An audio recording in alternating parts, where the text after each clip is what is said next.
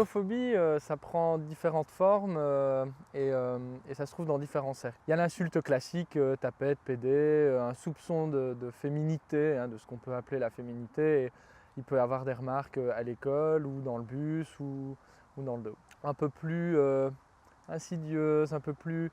Et donc il va être par exemple, toi ça va, parce que t'es pas trop une folle, si tous les homosexuels étaient comme toi, Gay Pride, etc., qui n'allaient pas à la Gay Pride, ce serait mieux. Donc toi ça va, mais les autres non. Donc au final on retrouve une forme d'intolérance renouvelée et la personne ne se rend pas toujours compte de l'intolérance au final qu'elle exprime, même si c'est bienveillant par rapport à moi.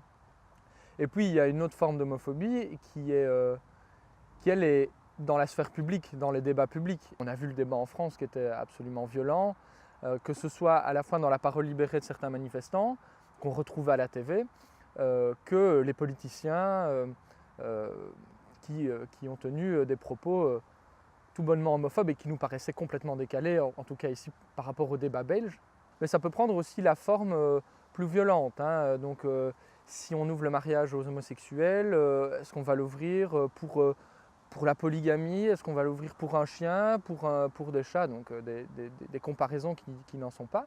Ils ont des chihuahuas, ils ont des chats et maintenant ils veulent des enfants. Ça peut être des artistes comme 50 Cent, voilà, qui ont déjà tenu des propos totalement intolérants, qui est du genre qui ne me touche pas ou ça me dégoûte.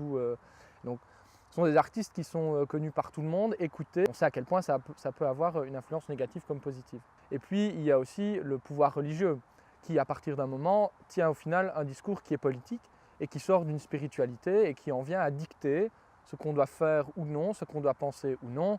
Et là, on peut penser soit au pape, soit à des propos qui ont déjà été tenus par l'ayatollah en Iran. Enfin, les religions sont toutes les mêmes, c'est-à-dire qu'elles peuvent apporter le meilleur comme le pire, le message d'amour comme le message de haine. Et c'est à partir du moment où on a un discours qui dicte ce qu'on doit faire et ce qu'on doit penser et qui sort d'une spiritualité, hein. Il n'y a pas d'incompatibilité à être religieux, à avoir une culture, etc. et vivre une sexualité qui était et qui sera toujours là, partout et dans tous les coins du monde.